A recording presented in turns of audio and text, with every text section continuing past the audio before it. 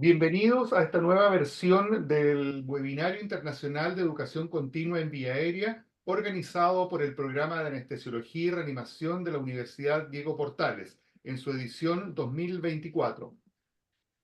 El programa de anestesiología de la Universidad Diego Portales es dirigido por el doctor Ricardo Latrop Allende, quien es el director del programa, y dentro de sus objetivos está formar un especialista capaz de ejercer la anestesiología en forma integral, entregando al paciente una atención acorde con la evolución de la especialidad, adaptándose a los cambios epidemiológicos y al desarrollo de la tecnología. Nuestro programa está acreditado por la Comisión Nacional de Acreditación CNA de Chile. Les presento a nuestras autoridades, la doctora Patricia Muñoz Casas del Valle, que es nuestra decana de la Facultad de Medicina, y actualmente la doctora Alejandra Quirós, quien es nuestra directora de la Escuela de Posgrado. Este webinario cuenta con el auspicio de entidades académicas como la Sociedad Europea de Vía Aérea, la EAMS, y también la Fundación FIDIVA de España.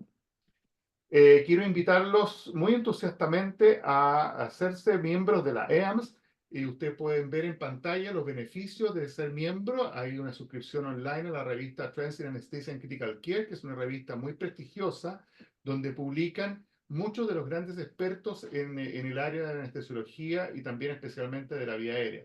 Hay acceso preferencial a contactar speakers de renombre mundial si organizan un evento o curso.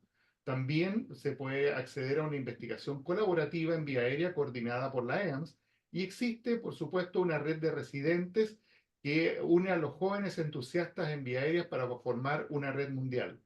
Hay posibilidad de formar un council en los respectivos países y uno de los integrantes puede representar a su país ante la EAMS. Por supuesto, hay descuentos en inscripción a eventos científicos y pueden recibir el artículo del mes seleccionado por expertos de la EAMS. Hay una inscripción rebajada para nuestros países latinoamericanos y también para los residentes y estudiantes y no académicos y no médicos que estén interesados. Activando el código QR que tienen en pantalla, pueden ustedes acceder a la página web eamshq.net para tener más información acerca de cómo ser miembro de la EAMS. Contamos fantásticamente con la empresa Traducciones Remotas, que siempre nos ayudan y en los contactos con expertos internacionales que no hablan español, y ellos proporcionan traducción al portugués, al inglés y al español de manera simultánea. Pueden ustedes acceder a escuchar en el idioma de su preferencia, activando el botón que está en la parte baja de su pantalla que dice interpretación. Los invitamos muy calurosamente a participar en este webinario. Este webinario es muy interactivo. Nos encanta saber de dónde nos están viendo, recibir sus saludos, sus comentarios, sus preguntas. Pueden ustedes incluso levantar la mano y formular sus comentarios o preguntas de manera directa, o también a través del chat que estén ustedes a su disposición. Así que los invitamos muy cordialmente a que participen de manera activa en el webinario. Aprovechemos que tenemos una experta mundial en el tema que ella va a exponer para resolver nuestras dudas. Aquí les muestro el panel de expertos internacionales que este año ya han comenzado a visitarnos, y todavía nos quedan algunos de aquí a final de año.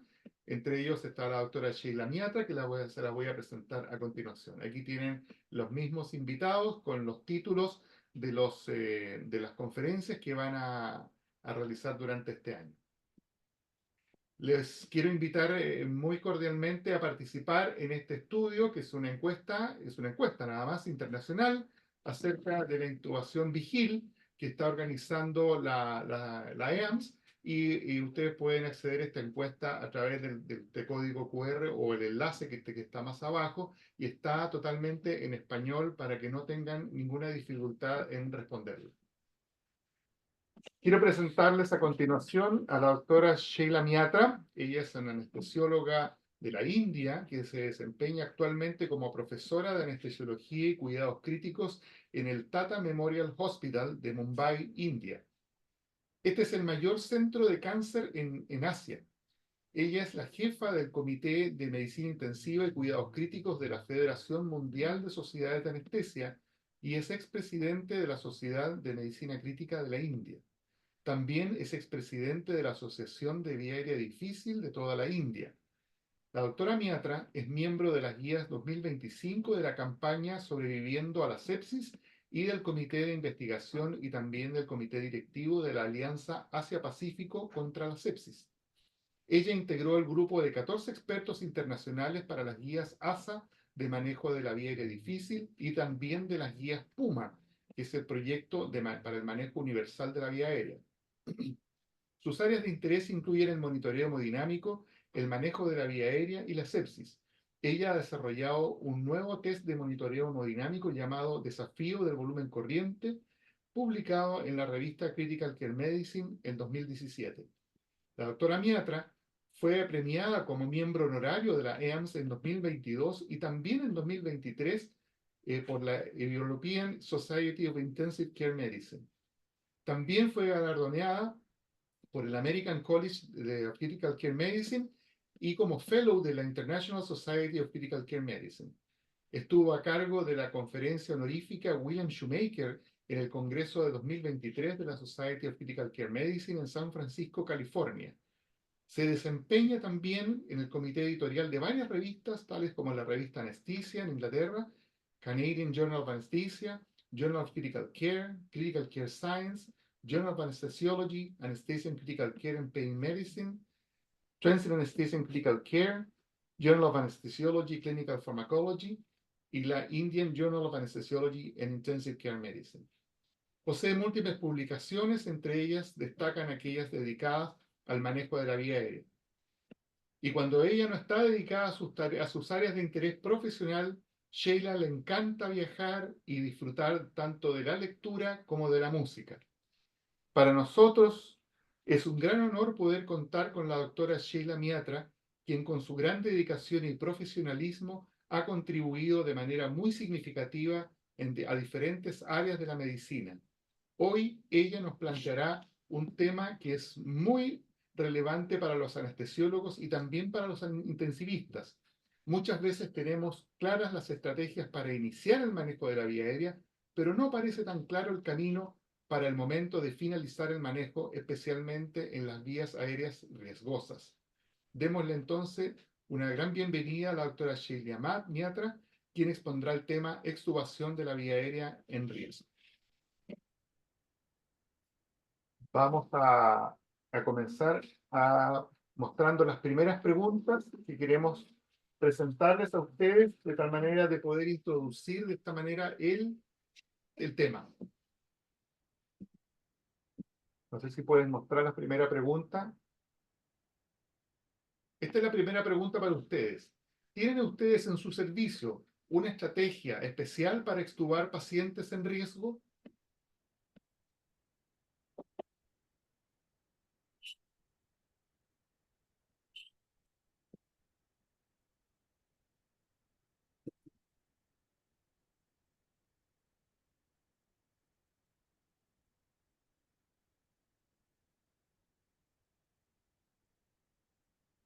Casi la mitad de los participantes han respondido.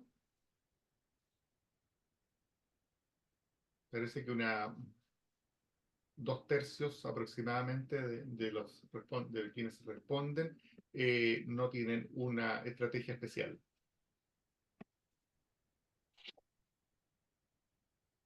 Right. Thank you. That's very interesting. So that highlights why it's very important for me to give this presentation. Exactamente. Muchas gracias. Estos son los resultados. 78% no tenemos una estrategia especial para extubar pacientes en riesgo. Muchas gracias. Vamos a la segunda pregunta.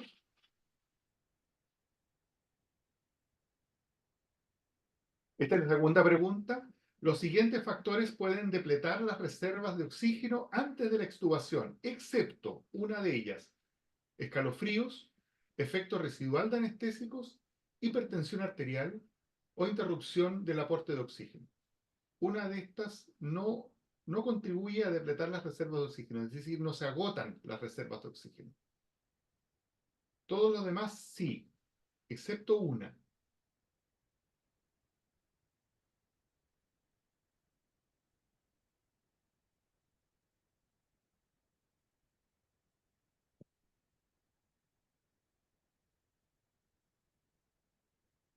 Muy bien.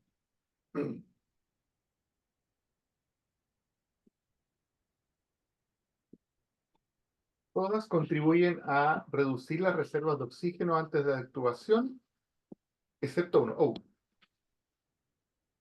Muy bien, Sheila, ¿tienes algún comentario? Right. So this is very interesting. The correct answer is arterial hypertension. All the other three do contribute to oxygen depletion during extubation.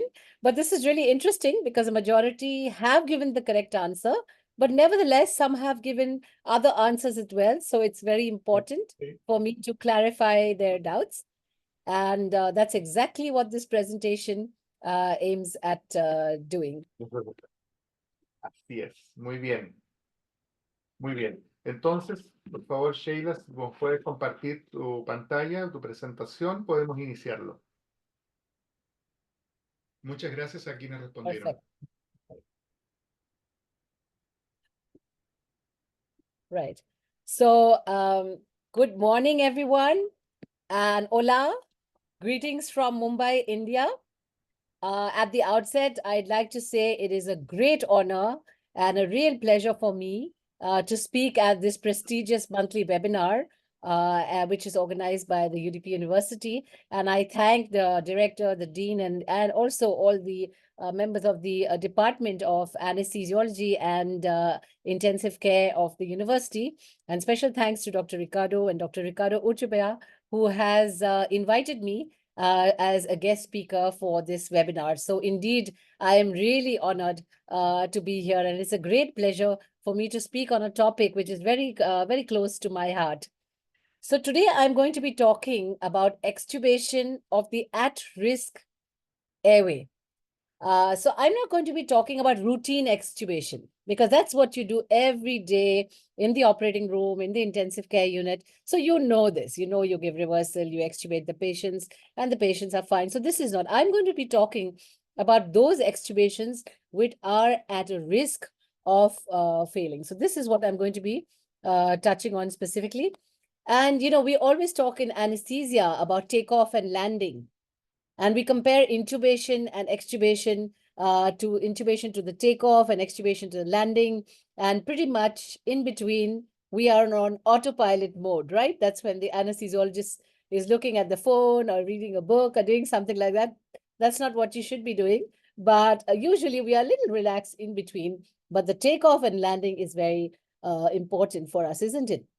It's a high stress period, and that's the point when a lot of complications can happen, especially the takeoff. If you see the takeoff, everybody's there. The consultants are there, the residents are there, the seniors are there, the plan is made. How are we going to intubate the patient? What are we going to do? And what precautions need to be taken? Has the tube gone in? So there's a lot to talk about the, intubation period, right? But equally as important as intubation is also we want to have a safe landing. We just don't want to take off on a plane and then not have a safe landing.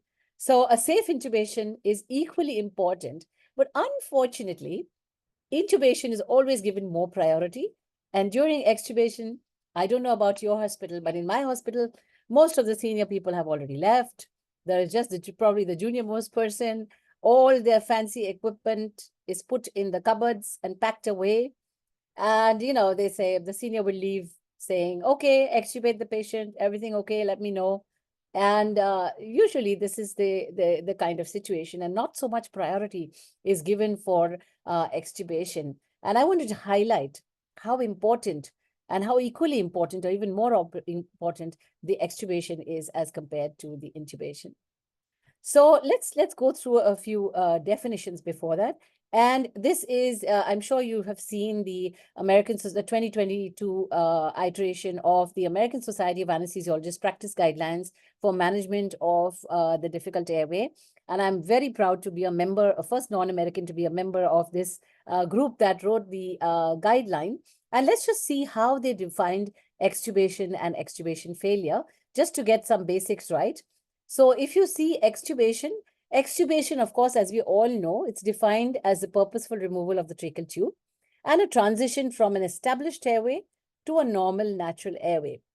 Now, when we say failed tracheal intubation, we mean that after you take out the tube, there is loss of airway patency and adequate ventilation after removal of the tube, or it could be even a supraglottic airway device, from a patient with a known or suspected difficult airway, or what we call an at-risk extubation. Okay, so this could be a failed tracheal intubation. And, we always dread that because, we extubate somebody and the worst thing that can happen is that you need to re-intubate this patient.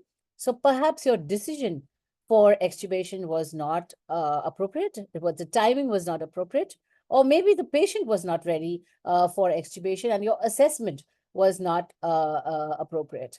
Okay, or you've just been unlucky. So I'm going to cover in this talk how you could have a safe extubation for your patients. So most importantly, first I want to tell you that there's nothing like a difficult extubation. Everybody says difficult extubation, difficult extubation. Extubation cannot be difficult. Because what is extubation? Extubation is taking out the tube for a trachea, just pulling out the tube. So there's nothing difficult in this. You deflate the cuff and pull out the tube, okay? So extubation is never difficult.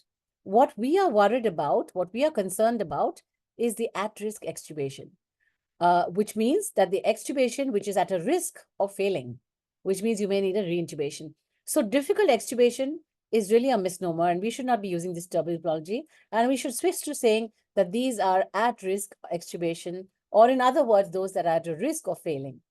So let's look at some data about extubation of the difficult airway, and important but neglected, very important but neglected. So if you look at the incidence, okay, it's low. It's not too high, 0.1 to 0.45, but it leads to an overall increased mortality. If you have an extubation failure, it leads to increased mortality. Now, you may have heard about the NAPFOR, that is a National Audit Project, which was done 10 years ago in the UK, where they looked at all complications related to airway management, not only in the operating room, but also in area outside the operating room.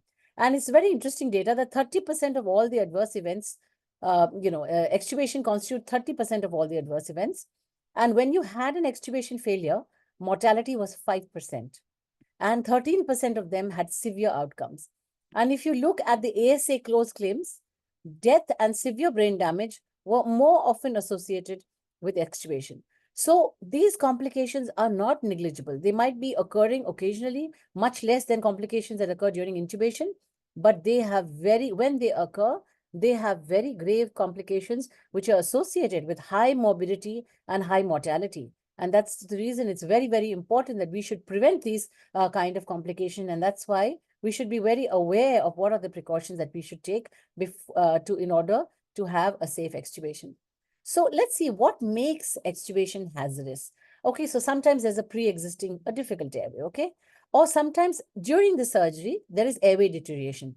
For example, there's some nerve injury, airway protection may be an issue, there might be airway injury, or there might be airway obstruction, or some secretions, or the surgeon, for example, he does a cancer surgery, the hospital where I work, we do a lot of commando surgery. So part of the mandible is removed, part of the tongue is removed. So surgical incision and the patient is not able to protect the airway, or sometimes it's also restricted airway access. For instance, if there's dental wiring, or if there is some flap or something like that, which restricts the access to the airway. So intraoperatively also, there can be some airway deterioration that can make the reintubation difficult. Then some associated medical conditions are at risk for extubation failure. For example, a patient with obstructive sleep apnea, what we call OSA, they might be previously on CPAP, taking a nasal CPAP, and they might need it postoperatively. If you've not taken the history, you may be in trouble. Or some of these patients may need some support postoperatively. So these are not extubations that you can take very lightly. Now, I asked the question about depletion of oxygen stores. Now, this is really important. And this can be both pharmacological and pathophysiological reasons why that happens.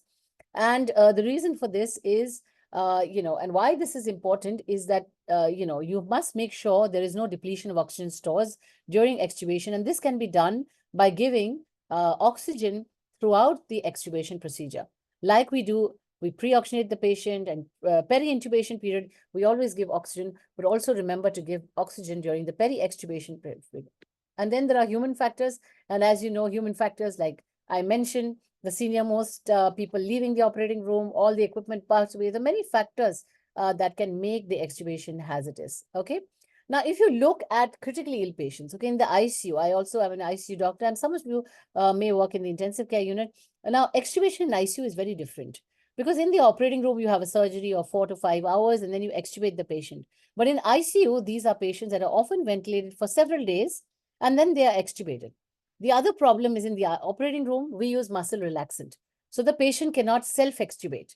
Whereas in the ICU, we don't paralyze all the patients and we sedate them. So self-extubations are quite common. And before you extubate the patient, you need the disease to resolve. For example, you may have a patient with ARDS, or you may have a patient with bad pneumonia. So unless this disease resolves, the patient is not ready for extubation. That is the primary reason why you intubated this patient and put them on a ventilator. Whereas in the operating room for surgery, you don't need disease resolution.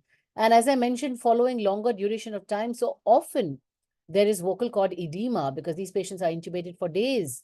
So you cannot just extubate these patients without doing perhaps a leak test, and I'll talk about that. So airway edema occurs in almost 40% of the patient. So we must keep this in mind. Like they say, the eye does not see what the mind doesn't know. So you have to be aware that edema, the incidence is much higher in the ICU than in the operating room. And there can be a poor response to oxygenation. So if you have a desaturation in the operating room, you reoxygenate the patient, you give them oxygen, and the saturation comes up.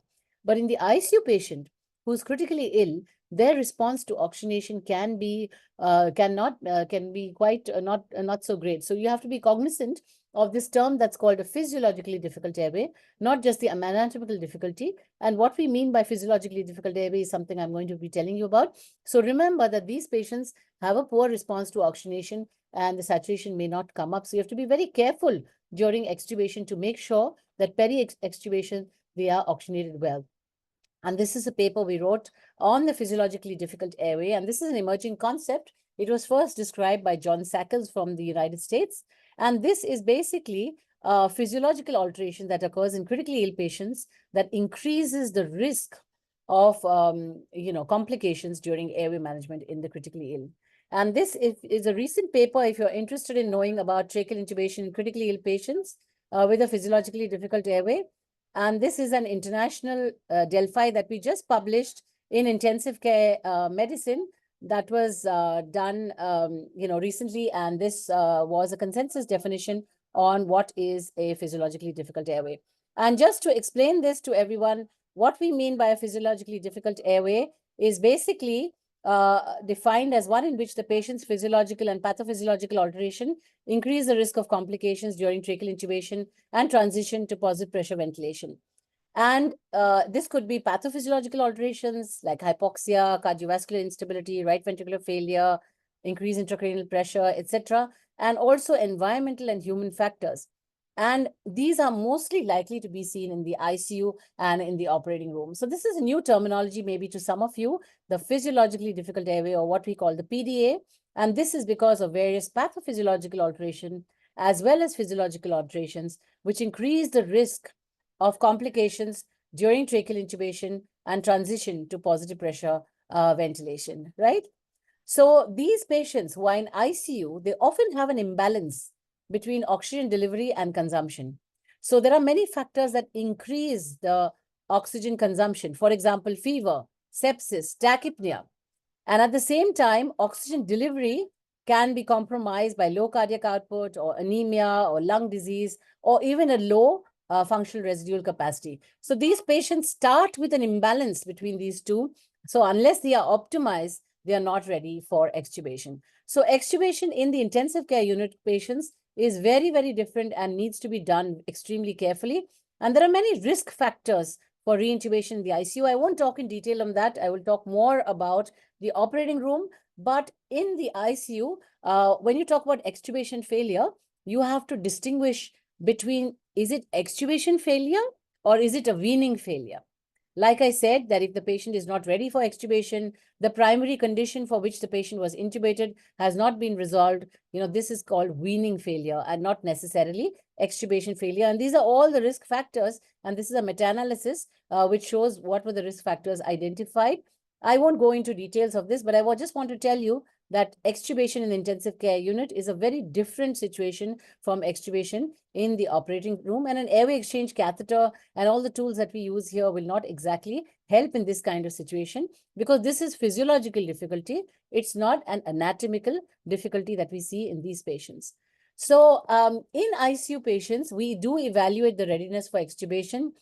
So first of all, I said resolution of the indication. If this patient was intubated for a pneumonia, you have to make sure that the pneumonia is treated and then you extubate the patient. There can be neurological factors, okay? The patient should be, the GCS should be fine. The neurological, if there's raised intracranial pressure, if there's cerebral edema, all that has to be resolved. The same thing with respiratory function, musculoskeletal function. You need adequate muscle strength before you can extubate these patients. Otherwise, they will fail because they may not have adequate reserves and other organ functions. So this is a completely different area of extubation and extubation failure, and definitely these are high risk extubation. Now I'll come back to the depletion of oxygen stores, and this was the question that was asked. So there are many pathophysiological conditions that can cause depletion of oxygen stores. So again, highlighting that whenever you extubate a patient in the operating room, be sure that you're giving oxygen, 100% oxygen. Even after extubation, you are giving oxygen to this patient. So there are many pathophysiological conditions. For example, reduced functional residual capacity. The patient may be hypoventilating. You know about diffusion hypoxia, atelectasis at the end of surgery, ventilation perfusion mismatch. Sometimes it could be problems related to your airway reflexes. Shivering, that was a question asked. Okay, shivering increases the oxygen consumption, right? So it can cause an imbalance. Some cardiovascular instability, hypotension, neurological dysfunction, metabolic derangements, even electrolyte imbalances and airway injury. Then pharmacological conditions. For example, residual neuromuscular blockade. You know this. Sometimes you extubate the patient and then you may have to re-intubate the patient. Or if you've given excessive opioids, or even the residual effects of the anesthetic agents can deplete the oxygen stores. And most importantly, you have human and other factors, okay? So as I told you, inadequate equipment, everything is packed, put back in the cupboard, inadequate staff to assist you. Okay, the patient position may not be very good for you to access the airway. Other things for access of the airway may be difficult after surgery. They might be dressing or some fixators or some dental wiring. And sometimes when you're transporting the patient from the operating room to the ICU, there may be interruption of the oxygen supply during patient transfer. And that is why it's very important that you make sure that you give oxygen to the patient, not only in the operating room and the recovery room, but also during transfer. And communication difficulties, right?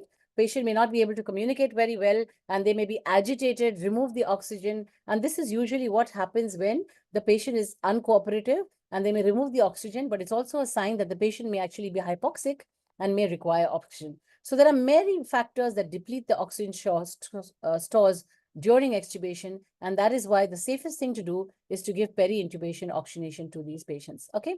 Now, the ASA did give some recommendations in the guidelines about extubation, and they just gave a general strategy, not very impressive really. The details about managing unanticipated difficult airway were more, in detail. So they did recommend that you have a pre-formulated strategy. Don't just extubate, you must have a plan. And you must access the readiness of the patient for extubation. It should be a skilled individual who's present doing this, and the time and location should be appropriate. It's important that you must, the relative clinical merits and feasibility of short-term use of airway exchange catheter. So consider the use of airway exchange catheter or supraglottic airway devices. And I'm going to talk about this in detail. And also evaluate the risk and benefits of doing a surgical tracheostomy. Some patients may need a tracheostomy, so no problem with doing that upfront rather than extubating everybody. And, also consider, should I do an awake extubation or I need to do this, when the patient is a little in deeper planes. And remember, supplement oxygen throughout, and clinical factors that may produce adverse impact on ventilation should be reviewed. So they've given some broad principles of what you need to do before you extubate these patients. Now, I'd like to tell you about a few extubation strategies. Like I asked you, do you have a strategy to extubate the high-risk patients? So what are the extubation strategies? So one of the strategies is when you do deep extubation, okay? So you don't keep them completely awake and in very light planes of anesthesia, but little deep planes of anesthesia. You can do a remifentanil extubation, Bailey's maneuver, you can use airway exchange catheter, or you can use a fixed bronchoscope. And I'll talk about each of these because these are specific extubation strategies. So what is deep extubation? Okay. So in some patients, certain group of patients, you don't want the patient, you want to extubate, you want to have a very smooth extubation. You want to extubate the patient in little deeper planes of anesthesia. And these are especially patients, cardiac surgical patients or neurological patients, where you don't want the patient to be coughing and bucking on the tube, because this will increase intracranial pressure, that will cause hypertension, the pressor response, and you don't want that. So you extubate the patient in a little smoother planes of anesthesia. So if you have an endotracheal tube, you can do the maneuver that we call the Bailey's maneuver. And the Bailey's maneuver is a little advanced maneuver. And how do you do the Bailey's maneuver? Essentially, what we mean by Bailey's maneuver is you exchange the endotracheal tube with a supraglottic airway device, because the supraglottic airway device is better tolerated by the patient, and you can have a smooth extubation. You can smoothly remove the supraglottic airway device rather than have a tube and the patient gets light and he starts coughing and bucking. So essentially, Bailey's maneuver means replace the endotracheal tube with a supraglottic airway device. Now, you can do it in different ways. One of the methods is you put in a supraglottic airway device, okay, and then just slide it behind the tube. And then once you slid it inside, deflate the cuff of the endotracheal tube and remove the endotracheal tube. This is one way. So this is done in deep planes of anesthesia, of course. The second method is just, just to remove the endotracheal tube and just insert the supraglottic airway device. And the third way is if it is a difficult intubation, you don't want to just take out the tube. So you put in an airway exchange catheter and, through the supraglottic airway device, you remove the endotracheal tube over the, you put the airway exchange catheter, through the endotracheal tube. You remove the endotracheal tube and then you slide the supraglottic airway device over the airway exchange catheter. This can be done if it was a difficult intubation. So essentially, these are different ways by which you can use the Bailey's maneuver. But Bailey's maneuver is nothing but removing the endotracheal tube, replacing it with a supraglottic airway device, and then extubating these patients, removing the supraglottic airway in a little deeper planes and avoiding the coughing and bucking on the tube. Now, whenever you extubate any patient, ask yourself two questions. Okay, what are those two questions? Now, the first question is there a risk of extubation failure? Is this an at-risk extubation? So when you do routine extubation, you know that this is not likely to fail. But if you've done somebody who had a difficult airway or difficult mask ventilation or patient with OSC or very obese patient, you know that these may be at a risk of failing, okay? So first question is there a risk of extubation failure? And the second question, which is more important than the first question, is will reintubation be difficult? So these are the two questions that you have to be asked yourself. So if the answer to the first question is yes, it's okay. But if your answer to the second question is also yes, then this is an extubation you have to be very careful about, because if it fails, if the extubation fails, you can reintubate. But if reintubation is difficult, then just pulling out the tube will not be very wise, and you have to take certain precautions, okay? And I'll talk to you about, remember these two questions. Before extubating any patient in the operating room, you should ask yourself these two questions. So then I'll talk about airway exchange catheters. Now, I'm sure you've all seen these airway exchange catheters. Now, this is a very, very simple tool, but very underutilized in our clinical practice. So an airway exchange catheter is nothing but a hollow catheter that is present, and it has this kind of a, sort of a connector, hollow catheter. And what is the use of an airway exchange catheter? And this is used usually when there is a difficult intubation. So what you can do is you can put your airway exchange catheter through the endotracheal tube, deflate the cuff of the endotracheal tube, extubate the patient, and keep the airway exchange catheter there for some time. In case this patient extubation fails, and this was a difficult intubation, you can just slide the endotracheal tube back over the airway exchange catheter. You also have something called stage extubation sets, and these are available with Cook. And this has a guide wire. So it's like 3 pieces. So sometimes these tubes are not very well tolerated by the patients. These are hollow tubes, but not well tolerated. So what you can do is you put a guide wire through the tube, and then you can remove the tube. So the guide wire is better tolerated by the patient. Now, in case you need to re-intubate this patient, what you need to do is you put the airway exchange catheter back over the guide wire, and then you put the endotracheal tube back. So the staged extubation sets have this guide wire, which are a little better tolerated in the trachea than the airway exchange catheter. Now, I want to tell you something about the airway exchange catheter, very underutilized. If you have a difficult intubation and you think that the patient is at a risk of failing, that this extubation may fail, and I may need to reintubate the patient, always better to use the airway exchange catheter. But I'll tell you how to use the airway exchange catheter. Now, there's a connector here, and it is hollow, through which you can give oxygen. The first thing you should do is throw away this connector, okay? Never give oxygen through this, okay? Because there have been some life-threatening complications with the delivery of oxygen. Through this, there have been pneumothoraxes and certain life-threatening conditions that have occurred because you have to be very careful where your airway exchange catheter is. Because sometimes when you put the airway exchange catheter in the tube, very enthusiastically, you push it very much inside, and it goes into, it doesn't remain in the trachea, it goes into one of the bronchi. And then if you give high flow of oxygen, there is a chance that you can produce a pneumothorax. So you have to be very careful. First, never give oxygen through this airway exchange catheter. And secondly, even if you push the airway exchange catheter inside, pull it out after the extubation until the mark at the level of the incisor, which is the same as the endotracheal tube. For example, if you fixed your endotracheal tube at 20 mark or 22 mark, make sure your airway exchange catheter has markings like this. Make sure your airway exchange catheter is at the same marking. And when you put the airway exchange catheter inside and replace it with the endotracheal tube, make sure you fix it exactly like the airway exchange catheter. And also, label it. This is also very important. Sometimes someone can mistake it for a Ryle's tube and start feeds through it. These kind of complications have occurred. So make sure you label it, you don't insert it too much, and never give oxygen. If you want to give oxygen to the patient, use a face mask, okay? Don't give it through the airway exchange catheter. Sometimes people say, oh, I can use 2 liters, but then somebody else comes and increases the flow, and that can create a problem. And don't give any jet ventilation through the airway exchange catheter. So these are some important rules about using the airway exchange catheter. Always do not insert it too far inside. Do not give oxygen through the airway exchange catheter. Do not give any jet ventilation. Label it well. And we usually keep it for 1 to 4 hours. By then, we know whether the patient will need a reintubation or not.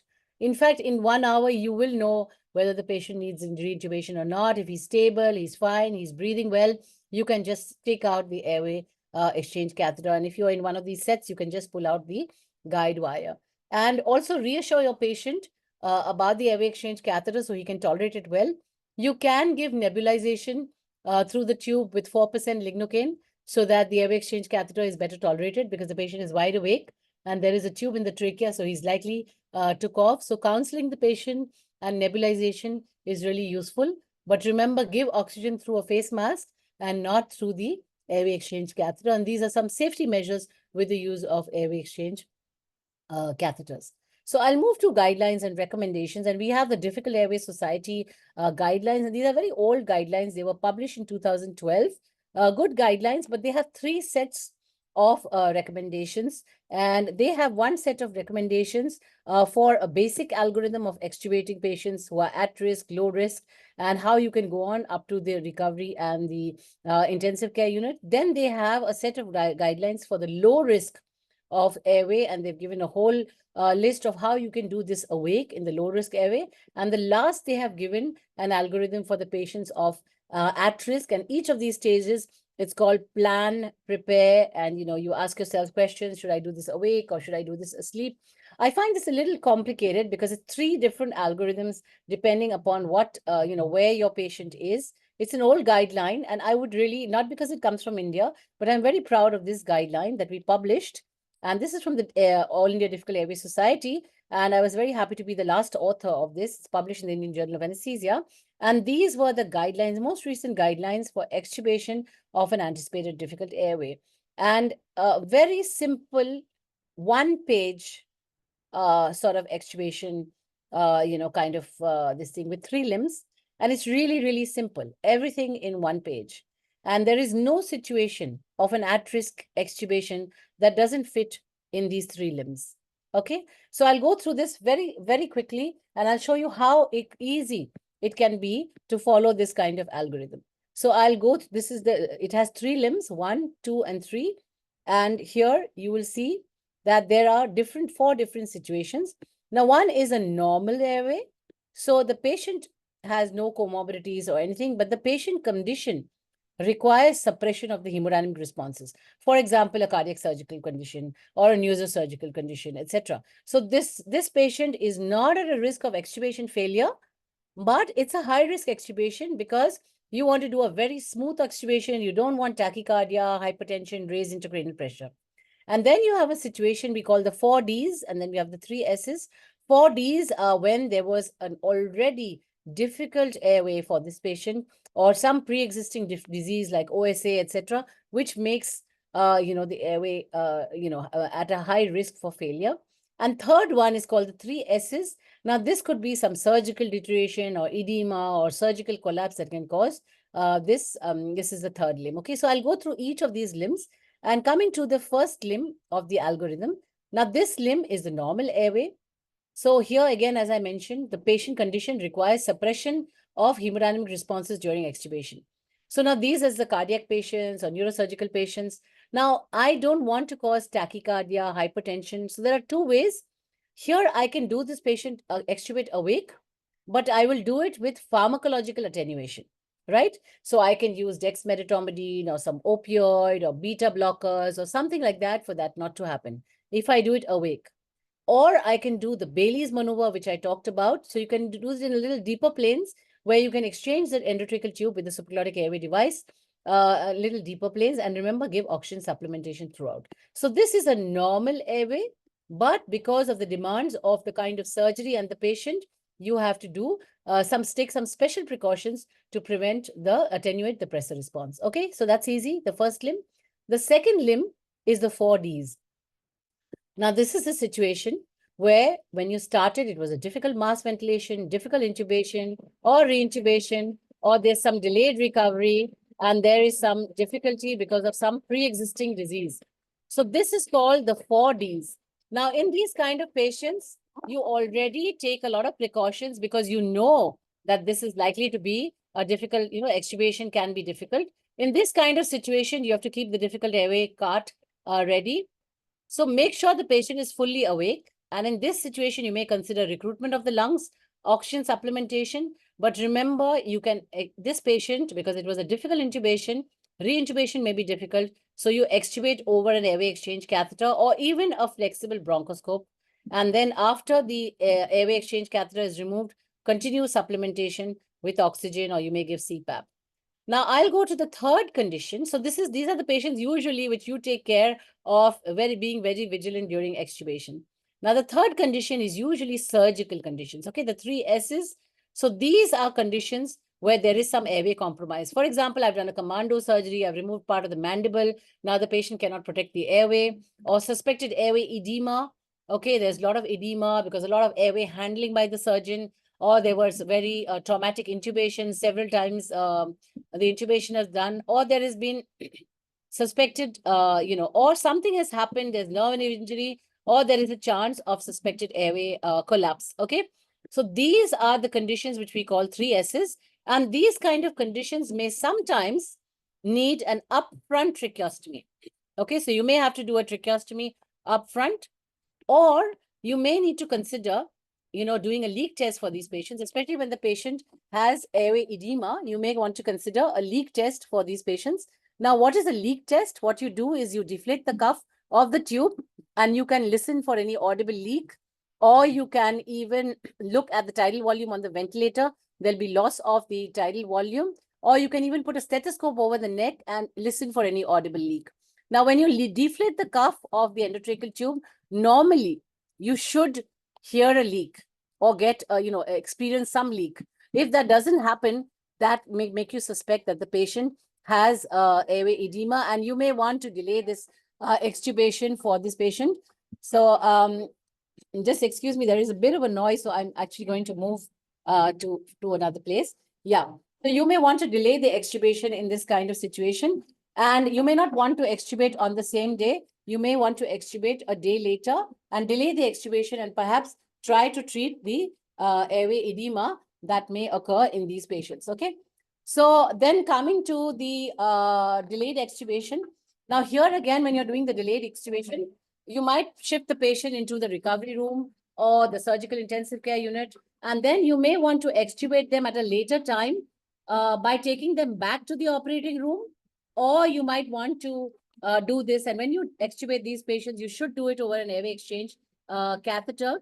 And if the airway obstruction persists, for example, if it's a surgical condition and patient is unable to maintain the airway, then you may want to do a reintubate them, and perhaps this patient will need a tracheostomy, right? So it's really, really simple. You have these three limbs: a normal patient who needs some special things during extubation, or you have a patient where you have the airway difficulty previously, or you have a patient who has some surgical compromise. So specific conditions for all the three patients, but very important in the limb 1 and 2, always keep the difficult airway cart ready just in case you have extubation failure and you need to reintubate this patient. In the first limb, of course, it's a normal airway. So I'll go into a case, a very simple case. And this is a patient that we had. She had a very big thyroid. Okay, there's a big neck mass, and she was a tribal lady, and ours is a tertiary cancer center. So she did not come till this growth became very, very big. And fortunately, we could get below the swelling. So there was no retrosternal extension in this condition. And here we had to intubate her. Now, I'm telling you, intubating her was really a nightmare, because until she didn't almost go into stridor, she didn't come to our hospital. So she could not lie flat, right? So, anesthetizing her, and it was a long-standing thyroid. So we were also worried about tracheomalacia. So intubating this lady was really a challenge. And you can see her CT scan. And here is a CT scan. You can see the trachea. Here, the trachea is completely squished. It is deviated to one side. Okay, not only is it compressed, it's also deviated to one side. And intubating her was really a nightmare. She wouldn't tolerate an oral intubation, so we had to do a nasal intubation, though it was a thyroid surgery.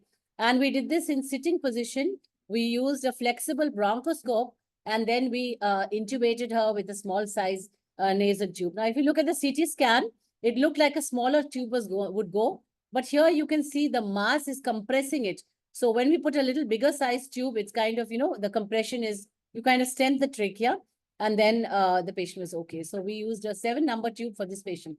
Anyway, I'm not going to talk about the difficulty in intubation, but now I want to ask this question to you.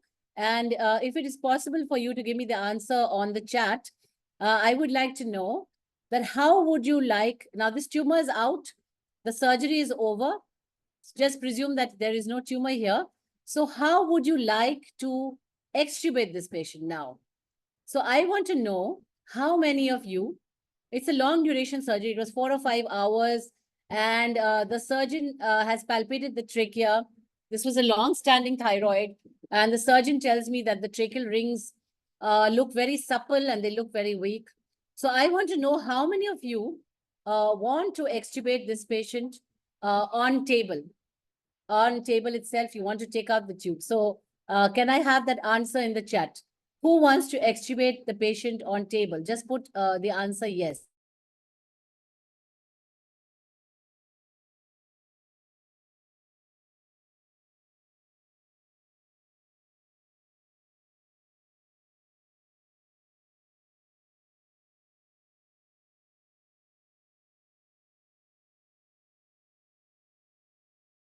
Can I have some more responses?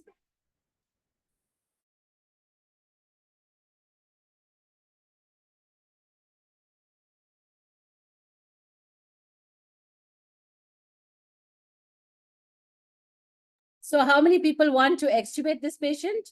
On table, someone saying I try, someone is saying yes. Okay, so that's very interesting. Okay, so I can tell you that, this patient, we did not extubate this patient on table, and I'll tell you why. The reason is that this patient comes in the third limb. That would be some deterioration during surgery. Now, if you see, of course, the tumor was out, so reintubation was easy, but this patient had, the surgeon told me that the tracheal rings are very supple and look very weak. Now, this patient has a long-standing thyroid, which has been there for several years. And because of this, this patient is likely to have tracheomalacia. In many parts of the developing world, such patients don't present so late.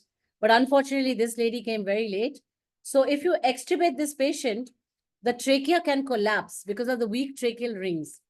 Okay? So a wise decision would be not to extubate this patient, but to extubate this patient after about 48 to 72 hours. So you don't need mechanical ventilation, but you need a tube in the trachea to stent the trachea and to keep, the tube inside so that the trachea doesn't collapse. And what we did is we didn't extubate this patient. We took the patient to the ICU and we kept this patient on ventilator pressure support for 72 hours. Now you will ask me, why is this patient on pressure support? And I can tell you, why are we keeping this tube? This patient actually doesn't need ventilation. This patient only needs, the tube inside to prevent the trachea from collapsing. And the reason we keep this tube for 2 to 3 trays is that fibrosis sets in, and we hope that the trachea stabilizes, and then you can extubate the patient. So in some patients, because of secretion and fibrosis, the trachea kind of strengthens in 72 hours, and then you can safely extubate the patient. Of course, if that doesn't happen, then you will need to, then you will need to do a tracheostomy for this patient. So the whole exercise of keeping this tube in for 72 hours is to avoid a tracheostomy in this patient. You know, she's a very pretty lady. We didn't want to do a tracheostomy.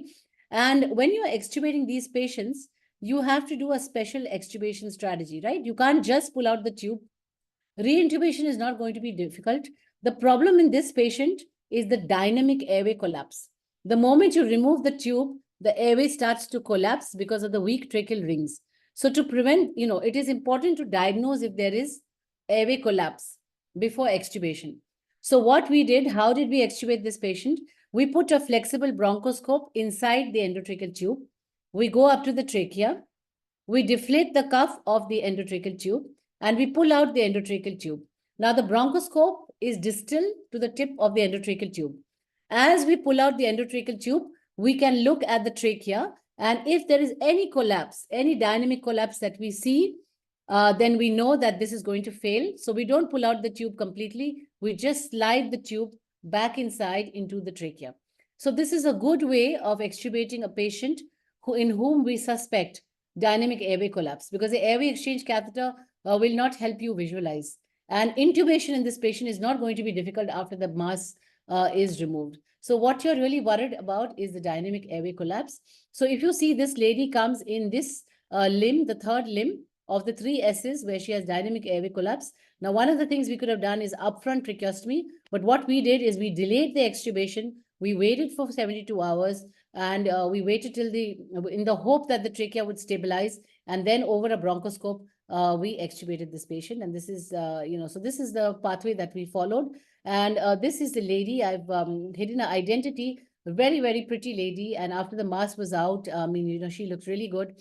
And I went to the ward to see another patient, and she called out to me and she said, "Hey, doctor, please take my photograph because now I look very good. I don't have this big tumor, and please show this to everyone." So I took her picture just to show you, but just to disclose her identity, I put a patch over her eyes. So this is just giving you an example of how you can safely extubate these kind of patients. And all these at-risk extubations can have different extubation strategies.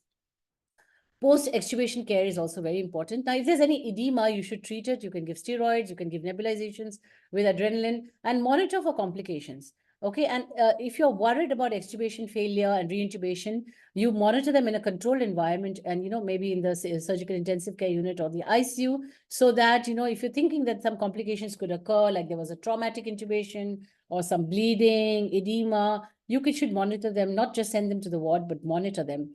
Now, if you have a complication, it's important to document it and also tell the patient or the family about it. And counseling is very important. Just like you document that you had a difficult intubation, if there was a problem during extubation, it should be documented. And that's very important. Okay. So I'll come to my last slide. And this is really my take home message. Now, the first and the most important message from my talk is that extubation is always elective. There is nothing like an emergency extubation.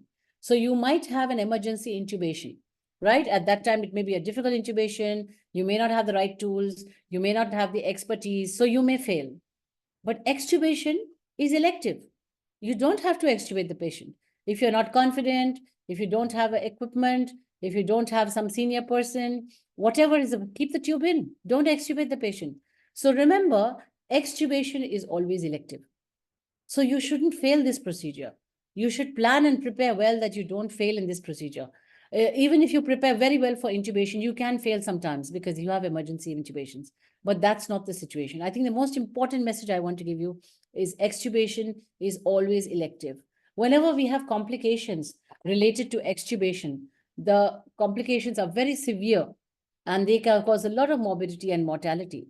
So we cannot really be forgiven because we could have avoided this if we just delayed the extubation and waited for some senior person to come and guide us. So remember, extubation failure, though it doesn't occur as much as the intubation failure, it has very serious, grave implications with a higher rate of death and brain damage than during the phases of anesthesia. So be very, very cognizant of this. And, extubation failure has serious complications. So we should avoid the extubation failure. And to do that, it is very important for us to identify who is at risk for extubation. And the second question, as I mentioned, who is at risk for reintubation? So remember the two questions that I told you. Is this an at-risk extubation? That is there a chance this extubation may fail? And the second question, is the reintubation difficult? If the reintubation is going to be difficult, always extubate over an airway exchange catheter so that you can reintubate this patient in case the extubation fails. Now, very important to have a pre-established extubation plan. Don't just say, okay, time for extubation, come on, pull out the tube. Okay, because it may not be possible to reintubate the patient and you may have complications. So stop, think, sit back. Is this at-risk extubation? Is reintubation going to be difficult? Am I going to anticipate any problems? Should I bring in the difficult airway cart? Keep everything ready. Do I need to transfer this patient into the intensive care unit? Am I anticipating a surgical compromise? Is there going to be air edema? Should I do a leak test? So systematically, you should ask yourself various questions and not just deflate the cuff and pull the tube out, okay? Because that may be sometimes catastrophic. And remember, the most underutilized tool that is really a lifesaver is the airway exchange catheter. Use the airway exchange catheter whenever in doubt, okay? It's a simple, cheap tool, very simple, but use it judiciously. Like I mentioned, don't give oxygen through it. Don't insert it too far inside. Give oxygen using a face mask, and you can give lignocaine nebulization so that it's better tolerated. So these are my key take-home messages about extubation of the at-risk airway. And please, please do identify, or even if you have a doubt that this is an at-risk airway, consider it as an at-risk airway and take the precautions that I've outlined. And with that, the most important thing I want to tell you is give oxygenation throughout, because during extubation, you have depletion of the oxygen stores. So the safest thing that you can do is when you decide to, extubate the patient, give them oxygen, 100% oxygen. And even after you extubate the patient, you continue to give them oxygen. This is really important. And with that, I'll end and I'll say, have a safe airway, have a safe extubation. And thank you very, very much for your attention. And with that, I'm really happy to take any questions that the group is, wants to ask me. Thank you. Muchas gracias, Sheila. Realmente ha sido extraordinaria tu presentación de este importante tema que muchas veces, tal como tú has dicho, no tenemos mucha conciencia y en la gran mayoría de los casos nosotros nos referimos a la intubación difícil y no a la intubación riesgosa, como tú has presentado este concepto. con el riesgo de que necesite una reintubación. Quiero, antes de seguir con la actividad, darle la palabra al doctor Ricardo Latrop para que, en nombre de la universidad, te exprese algunas palabras. Doctora Chila, buenas tardes en su país. Ya conversamos, pero quiero aprovechar primero de felicitarla. Creo que el concepto que usted ha planteado de extubación en pacientes de alto riesgo o en procesos de alto riesgo es un concepto que tiene que quedar tan firmemente puesto en nosotros desde el momento en que ya pusimos un tubo. Como dice el doctor Urtubia, hablamos de vía aérea difícil, intubación difícil. Pero la verdad es que la incidencia de morbilidad y mortalidad y daño cerebral en estos pacientes que son de alto riesgo en su extubación, evidentemente es un concepto fundamental en la formación de los médicos anestesiólogos. Como dice el doctor, y como yo lo he vivido por más de 40 años, la verdad es que siempre hemos tenido una visión un poco light de la extubación. Y uno con los años se va dando cuenta que se puede enfrentar después de una extubación sin haber evaluado las circunstancias, el paciente, la situación anatómica, fisiológica, se puede encontrar con un terrible problema después de que se han hecho ya muchísimos esfuerzos en busca de la solución de salud del paciente. Por lo tanto, el factor humano, yo creo que nosotros, en nuestra formación, es evidente que tenemos que introducir en nuestros conceptos, evitar el factor humano. Y el factor humano significa planificar, significa estudiar, significa responder a todo el entorno que un paciente requiere para sus distintos procesos. Por eso, doctora, que yo le quiero dar las gracias, creo que ha sido tremendamente valioso la exposición de este concepto. Nosotros somos anestesistas también hace muchos años y la verdad es que en relación a la vía aérea, la intubación y la extubación, sin duda ha ido adquiriendo progresivamente muchísima relevancia en el manejo anestésico. Así que muchas gracias por todas sus labores, por todo lo que ha hecho en su vida profesional. Y un saludo de la Universidad Diego Portales, de su decanato, evidentemente de la dirección de posgrado y de la jefatura del programa de anestesiología. Y muchísimas gracias por participar con nosotros y seguramente su conferencia ha influido muchísimo en la formación de nosotros y de nuestros residentes. Muchísimas gracias. Thank you very much. I'm happy to take any questions. If there are any questions, I'm really happy to take them. Sí, yo quería preguntarte algunas cosas, Sheila. Especialmente quisiera que te refirieras, que me dieras tu opinión acerca de el concepto de preoxigenación para la extubación, porque muchas veces nosotros hablamos de preoxigenar para intubar al paciente, pero muy rara vez uno tiene presente que para no depletar los reservas de oxígeno, tal como tú lo formulaste en la pregunta, también debemos, antes de la extubación, repletar las reservas de oxígeno y para eso se puede establecer una estrategia de preoxigenación. Quisiera tu opinión con respecto a eso. Yeah, this is a very, very important question. And you know, we take pre-oxygenation so seriously. We pre-oxygenate for 3 to 5 minutes. We fill the FRC with oxygen. And because we are very worried that if we can't intubate, we want to prolong the safe apnea time. That is the time to desaturation. But when we extubate, just we pull the tube out, we just put off all the oxygen. Some people, okay, hold the mask for some time, but they do not give oxygen during transport or subsequently or during transport or even in the surgical intensive care unit. And it's very important to remember that there is some atelectasis, there is some residual effect of the drugs, the opioids, the neuromuscular blockade. There are many factors that, as I mentioned in that table, that cause depletion of oxygen stores. So as important as the pre-oxygenation is during intubation, the reoxygenation during extubation is very, very important. And we should give oxygen to this patient. A lot of times they don't give oxygen during transport. You know, it's important that, especially it depends what is the distance from your operating room to your surgical intensive care unit or recovery room or wherever you are going to keep this patient. So even during transport, it is important to oxygenate the patient.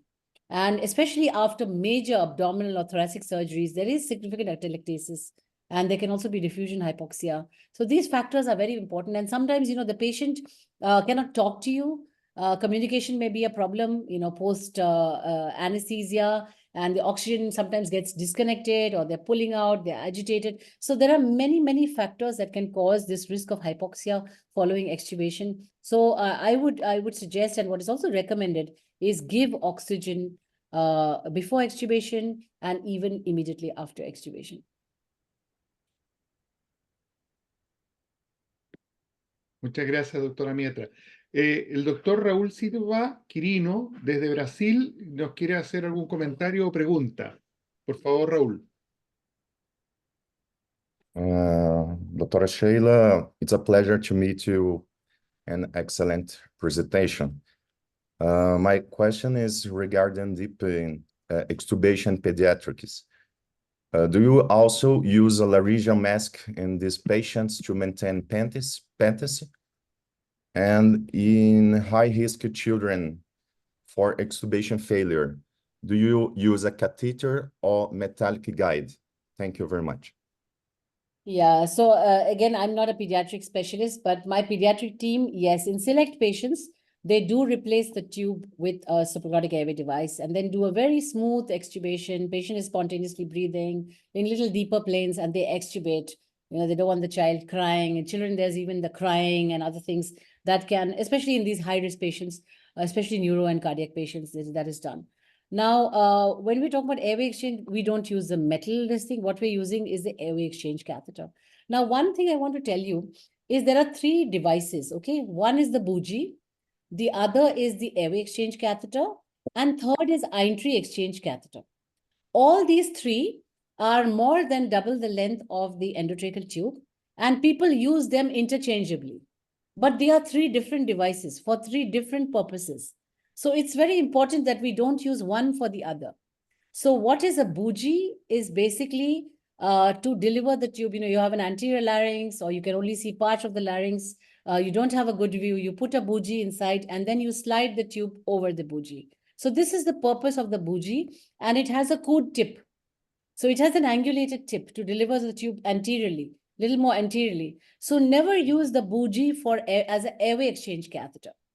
The second is the airway exchange catheter. So you have put the tube inside, say for a head and neck surgery, and the cuff of the tube is lost. You put a nasal tube, and now the cuff has gone, and I need to exchange this tube because the surgeon cannot do oral surgery with a cuff that is punctured. So I can put the airway exchange catheter inside, remove the tube, and put another tube. So this is the role of the airway exchange catheter.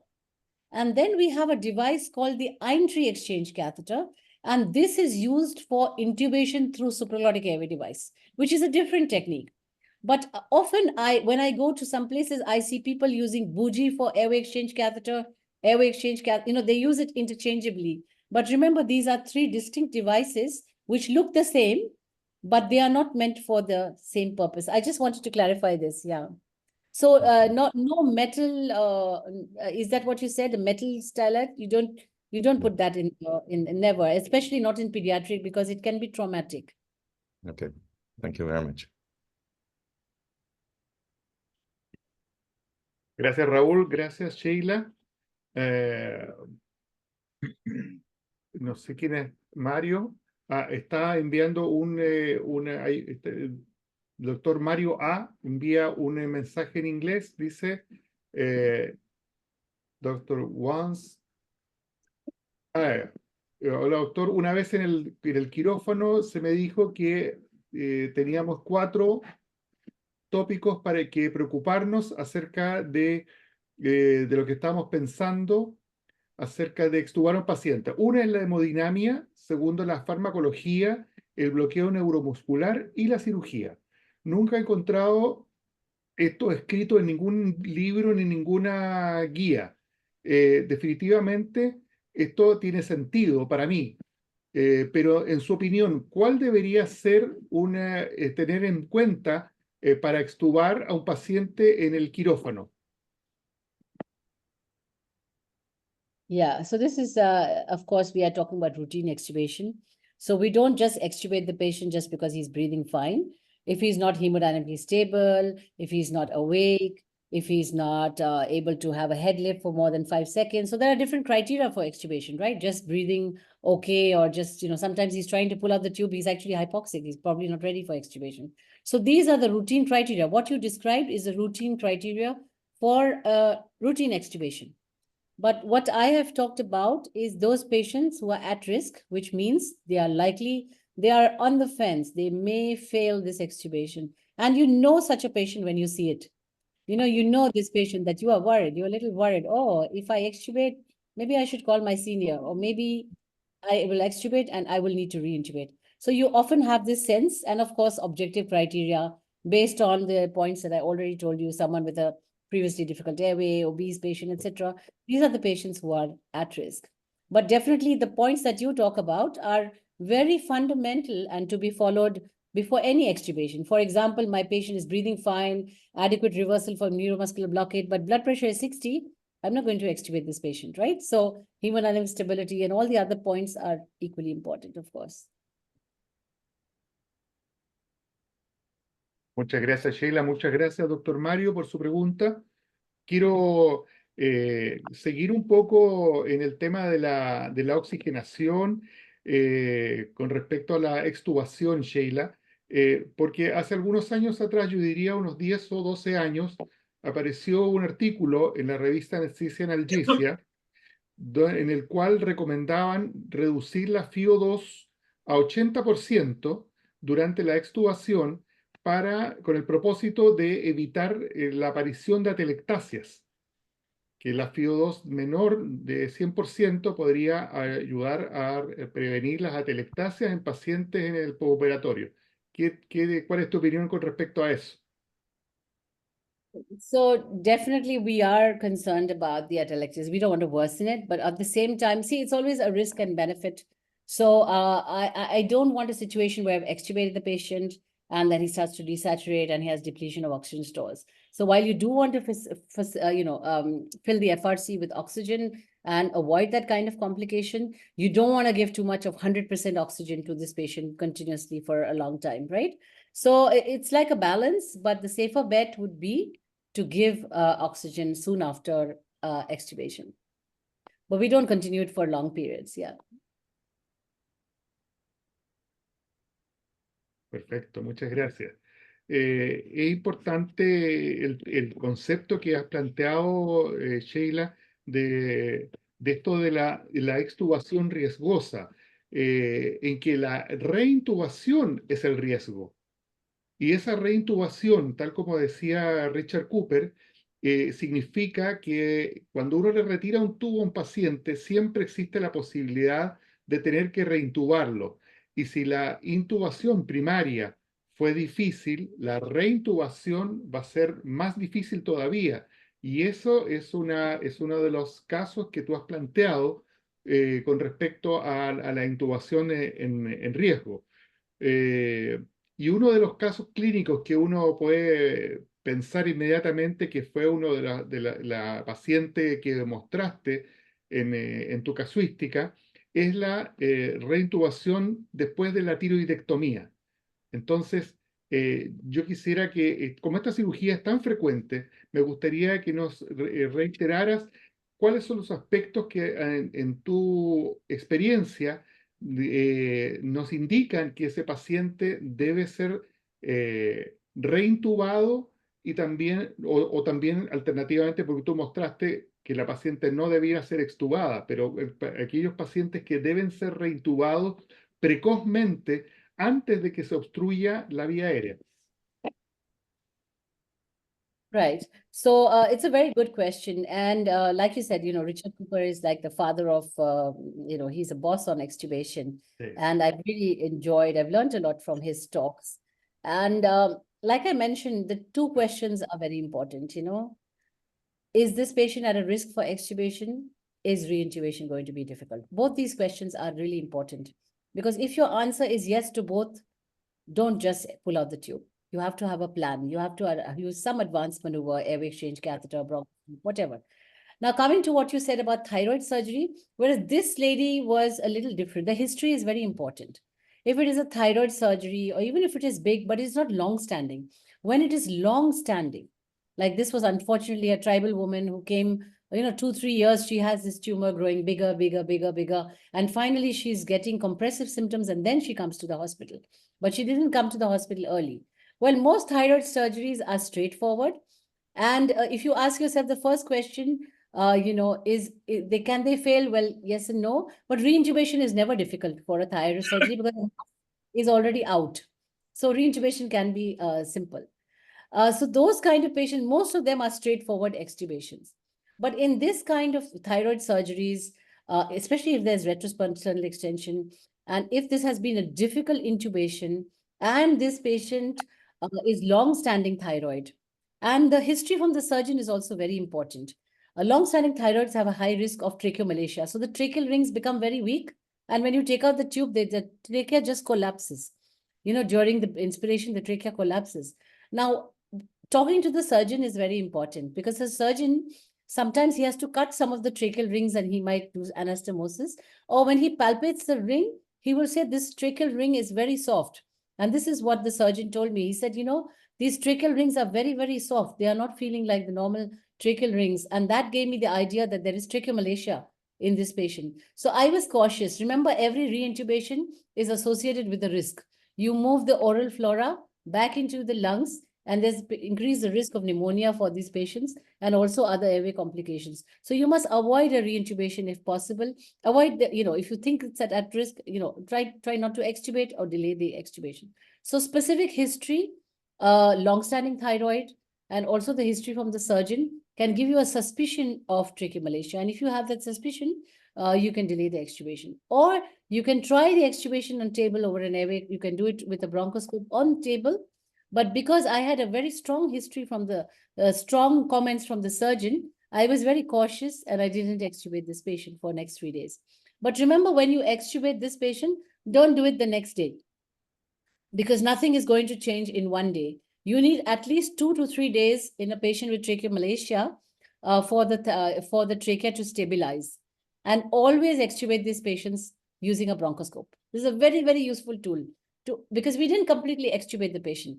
If I feel that the trachea is collapsing distal to the tube, I will slide the tube back inside. So I don't completely extubate like with the airway exchange catheter. So I can, under vision, see if there is any dynamic airway collapse, and then I can plan on the extubation. So different tools can be used in different settings. But most thyroids are straightforward extubations. They would not need 2 to 3 days or have tracheomalacia. Muchas gracias, Sheila. Ha sido muy interesante tu respuesta. Con respecto a los catéteres intercambiadores de tubo, es muy importante poder tener presente que la profundidad, tal como tú lo dijiste, del intercambiador no debe sobrepasar la del tubo mismo. Es decir, si un tubo está introducido hasta 22 o 24 centímetros, esa es la profundidad que debe tener el catéter intercambiador de tubo. Muchos no tenemos mucha experiencia con estos catéteres y es importante poder manejar los detalles de su uso para poder utilizarlos adecuadamente. En este sentido, también es importante que a veces es necesario retrasar la extubación de pacientes operados del tórax que son manejados inicialmente con tubos de doble lumen, y por esta razón ese tubo tiene que ser reemplazado por un tubo normal para que el paciente pueda ser manejado posteriormente en la unidad de cuidados intensivos. Quisiera que nos dieras algunos tips con respecto a detalles del intercambio del tubo de doble lumen por un tubo de monolumen en estas circunstancias. Right. So you could use the same airway exchange catheter and you put it through the tracheal lumen, and you could put it back inside and of course guide it in, or you could and reload the tube, the double lumen tube over that. And this is only, of course, in the situation that this has been a difficult intubation. Otherwise, you don't need to put the airway exchange catheter inside, Because if the intubation has been easy, then you can always reinsert the lumen tube, using a bronchoscope. So this can be done, definitely. But the point I wanted to make about the airway exchange catheter and the marking, which you just emphasized, it is a human tendency that when you are putting the airway exchange catheter in and taking out the tube, you don't want to lose the airway. So it is very normal that you push more inside and you pull out, right? And the length is also very big. It's more than double. So it's normal that it goes endobronchial. Now, this is when the problem starts, because you pull out the tube and you forget to withdraw the airway exchange catheter. And we all do this. We put the airway exchange catheter very much inside. And Dr. Cooper always emphasizes about being at the correct marking. It's really important. So once you have done that, even if you have done that, and the airway exchange catheter is endobronchial, make sure you pull it out till the marking at the level of the incisor, and make sure that the airway exchange catheter is in the trachea and not endobronchial. Muy bien, muchísimas gracias, Sheila. Bueno, realmente ha sido muy extraordinario este webinario con la doctora Sheila Miatra.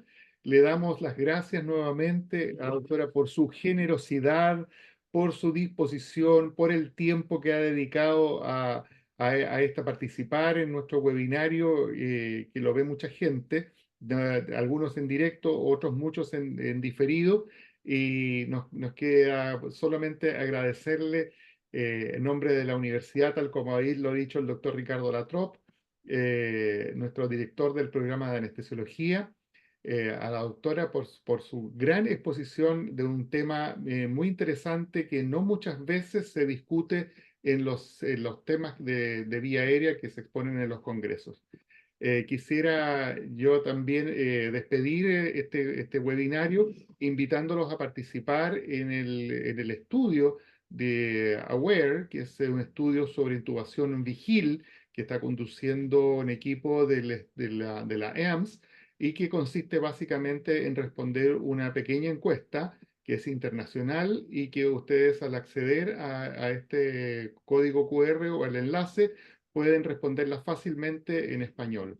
Quiero comentarles que tenemos información a través de las redes sociales como Facebook, como YouTube. Nuestros webinarios todos son subidos a nuestro canal de YouTube y ustedes pueden ver, van a poder ver este webinario y los anteriores desde el año 2021 a través de este canal de Anestesia UDP o activando el código QR. También estamos en Instagram y también en X actualmente, ex Twitter. Quiero solamente, antes de despedirlo, invitarlos a que vean y participen en el próximo webinario que tendremos el sábado 28 de septiembre a la misma hora, en el que el doctor Ashutosh Wali de Houston, Texas, nos va a hablar acerca del manejo de la vía aérea en obstetricia, que es un tema tremendamente interesante. Muchos de nosotros nos desempeñamos en servicios de obstetricia y es una instancia en la cual se presenta un desafío importante en una paciente que está en una situación de baja oxigenación en muchos casos por factores propios del embarazo. Así que no se lo pierdan, el doctor Wali es un gran experto en este tema y ustedes podremos aprender muchísimo acerca de esto el próximo mes en el próximo webinario. Muchas gracias, doctora Sheila Miatra. Una vez más, te damos las gracias. Muchas gracias. Muchas gracias, Lynn. Muchas gracias to Dr. Ricardo and the entire team of the university, and also all the delegates for a patient listening. Muchas gracias. Muchas gracias. Pasen un buen fin de semana. Gracias a todos los que han asistido. Un gran abrazo. Que lo pasen bien.